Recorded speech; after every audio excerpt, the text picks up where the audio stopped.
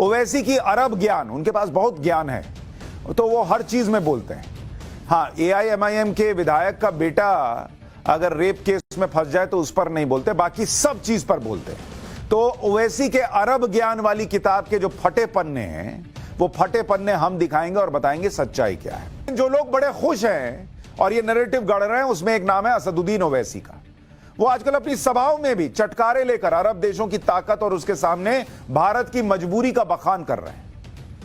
पहले जरा ओवैसी को सुनिए, फिर आगे की बात बताता हूं। हरकत में कब आते हैं? जब कतर में कुछ होता है, सऊदी अरब में कुछ होता है, अरब इमारात में कुछ होता है, बहरीन में कुछ होता है। जब प्रधानमंत्री बोलते हैं अरे गड़बड़ हो गई रे बाप, अब तो मैं चाय भी नहीं पिला सकता इनको, तब प्रधानमंत्री को ख्याल आता है मोदी को, ओहो बहुत बुरी तरह। आपको मालूम 50% ऑयल वहां से आता, 40% गैस कतर से आती। मतलब कौन लोग बोल रहा आपको? आपको मालूम कि भारत का 55% फॉरेन रेमिटेंस यहां से आता, यहां से आता। 8 मिलियन लोग यानी 80 लाख लोग भारत के वहां काम कर रहे हैं। असदुद्दीन ओवैसी को सुनिए तो समझ में नहीं आता कि वो किस देश के हैं।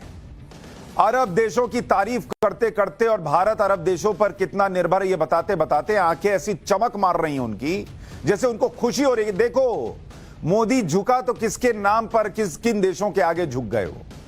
अरे बॉस, कोई झुके नहीं, अभी मैं समझाऊंगा आपको। बता रहे हैं कि अरब देशों से तेल आता है। अरे तेल तो अमेरिका से भी आता है ना बॉस। अमेरिका तो बोलता रह गया कि रशिया का साथ मत दो मत दो। इंडिया को जो करना था वही किया इंडिया ने। तो तेल के नाम पर नहीं चलता खेल। अगर भारत को अरब और दूसरे मुस्लिम देशों से तेल वाले ताने दिए जा रहे हैं, तो एक बात यह भी समझ लेनी चाहिए कि ये देश भी दूसरी चीजों के लिए भारत पर निर्भर है। ये तो मैन पावर बताया, ये तो इन्वेस्टमेंट बताया, ये तो हम जो कंट्रीब्यूट कर रहे हैं वो बताया। अभी ये जानिए कि हम अगर उनसे तेल लेते हैं तो उनका तेल निकाल भी सकते हैं। उनका काम हमारे गेहूं, चावल, फल, सब्जी, मीट के बिना नहीं चल पाएगा।